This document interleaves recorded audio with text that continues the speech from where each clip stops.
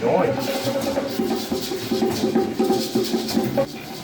Something going on over here or what?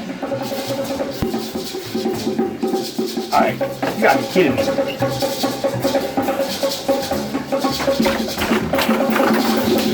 You guys keep it down, I'm trying to work on my mixtape!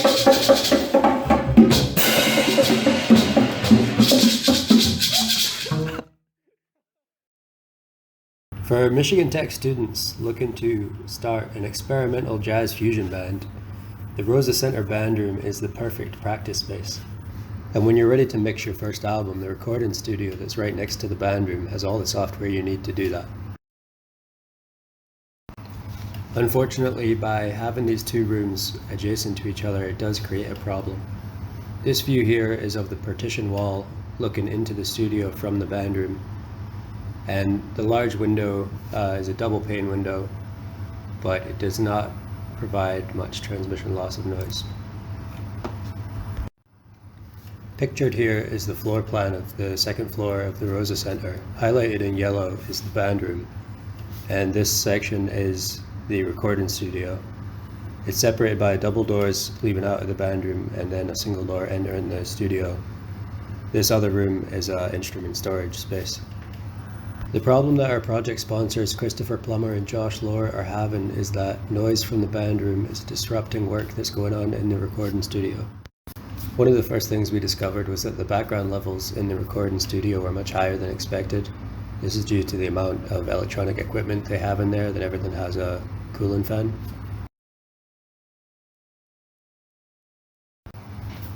What they've been doing to reduce the noise in the recording studio is to put these movable foam panels in front of the window inside of the band room, and then also from inside of the studio they have these foam rollers that they stack up on the window.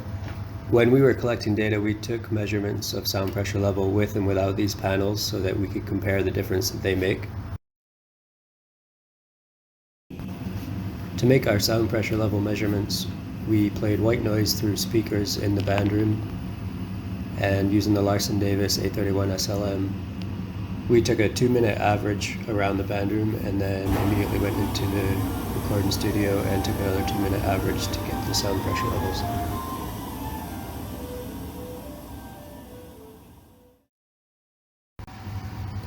The other measurements we took were T60 times for both the band room and the studio. This was done so that we could calculate the room absorption for both rooms, and from that we could determine the transmission loss through the partition, through the window between the band room and the studio.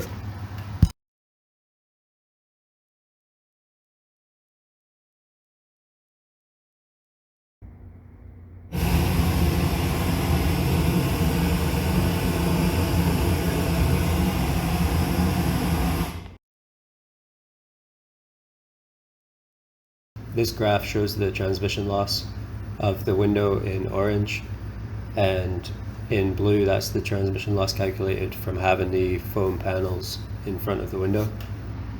We also set a transmission loss target shown here in gray. This was based on our 100 decibels source noise that we generated in the band room, and we determined that our target should be to bring the sound pressure level measured in the studio to within 10 dB of background noise. The first potential solution we looked at was adding a second window to that frame with an air gap of 1 inch, 6 inches, or 11 inches. The 11-inch gap provided the highest transmission loss for that double panel system, and this is also the maximum that we would be able to fit inside of that offset space in the wall. Here you can see the predicted transmission loss of adding a second window in the light blue, and compare this to their target transmission loss in gray. We also calculated the predicted transmission loss of removing the window completely and bricking in that space in yellow, although we did expect this transmission loss to be higher than what we calculated. To confirm how accurate our hand calculations are, we also ran the same scenarios through a software package. The team was able to find a software online called AFMG SoundFlow, which is capable of modeling sound flow through a user-defined structure. This tool was useful to obtain a better understanding of how much transmission loss is expected for a single double pane window, or two of these with an air gap between them. We are even able to predict what transmission loss would be expected if we completely remove the window and replace it with brick. The first steps were to create the user-defined dimensions. Down here actually on the left you can see we had 3 meter width by 1.1 meter height for the current partition. We then input the structure materials for a single double pane window. In this case we modeled it as a 1/4 inch double pane window with air between. You can see the transmission loss here on the right. We then created a new structure by duplicating the first and adding an 11-inch air gap between them. You can see that when we compare the two, the 11-inch air gap has substantially higher transmission loss over the higher frequency range. We then compared this to just having a brick wall in place of the windows. You can see that when you compare the three, the brick wall has substantially higher transmission loss again, but over the lower frequency range. This might be important to note because a lot of the band instruments may operate at this range. Our first recommendation is to put the electronic equipment inside a sealed cabinet inside the studio to reduce that noise. Our second recommendation is to seal the gaps between the doors that lead from the band room to the studio.